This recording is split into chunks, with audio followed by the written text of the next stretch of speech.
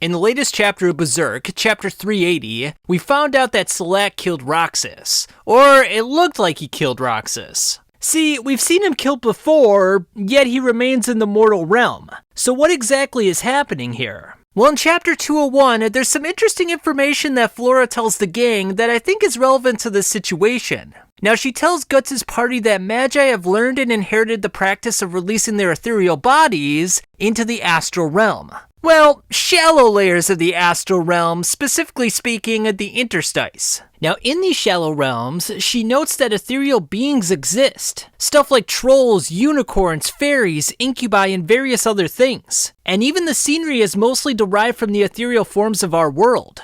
So there's very little disparity between the physical realm and the interstice. In addition to this, and this is the important part of information that I want to draw you to, there are those that have died, but haven't realized that they have died. They wander there for days, months, possibly even years. Eventually, though, they do realize their own demise and go on to a deeper realm of the astral realm. But until that day comes, they basically live on in the interstice. And because of this, they're able to influence things in the physical realm. And we've seen this numerous times throughout the manga where wraiths enter into Guts' body. They go into dogs and horses and other physical objects and basically take control of them.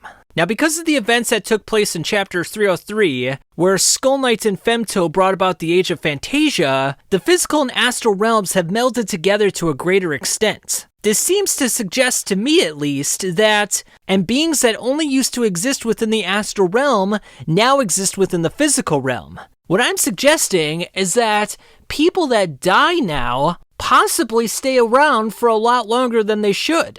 This may explain why Raksas died in Falconia and was still around. He's wandering around in the interstice, and because the interstice and the physical realm are basically the same thing at this point, he can be killed, but he's not going to go away.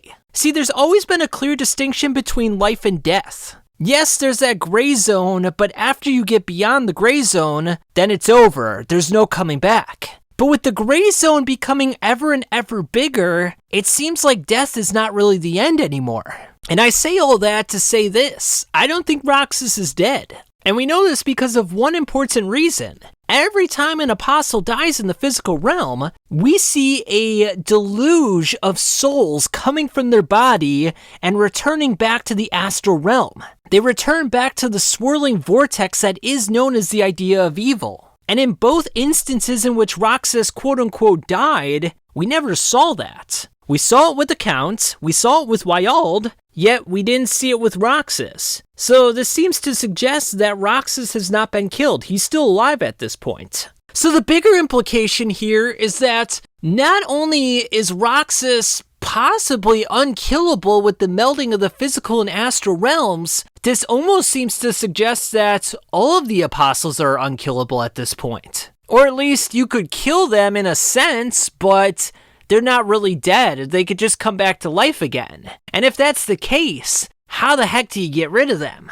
I talked about this in a previous video where there are 3 distinct worlds in the Berserk universe. There's the physical realm, where humans exist. There's the astral realm, where various creatures like elves, trolls, and other monsters exist. And then there's the idea realm. This is the domain of the God Hand, as well as the idea of evil. Now, you can't kill an idea. An idea is some intangible thing. This is why Griffith cannot be touched. He's an idea that's existing within the body of the demon child that turned into the Moonlight Boy. By killing apostles in the physical realm, they should theoretically go back to the realm of the idea. They should go back to the swirling vortex. But in the case of Raksas, that's not happening. So either one of two things is happening here. Either Raksas has an unknown ability, even to himself, that he can resurrect himself after death, or something about the physical/astral world has changed. Something that has prevented the apostles from returning back to the swirling vortex that is known as the idea of evil. And I believe with the advent of Fantasia, it's the latter. This is why Raksas was so confused after being resurrected. He thought he was supposed to die in Falconia, and yet he's still alive. So when a human being is brought before the 5 members of the God Hand, they're given a choice. They sacrifice the most important thing in their life, and they are granted with some immeasurable power. a power that makes them almost unkillable. However, they can be killed. And therein lies the problem, because when they're killed, they go back to the eternally swirling vortex that is known as the idea of evil. They're damned for all eternity. But knowing this full and well, they still take the deal. And why is that? Because they feel like with all that power, they can't be killed. I mean, who would be dumb enough to go against them in the first place, right? But the long and the short of it is that they can't be killed. In fact, in Skull Knight's Blood Vision, we saw that 4 previous members of the God Hand were presumably eliminated. So even beings such as that could be killed, or presumably killed. So maybe what Griffith is planning with the melding of all the worlds is to prevent the killing of the God Hand members, is to prevent the killing of the apostles. And perhaps by doing this, his long-term goal is to create some form of immortality.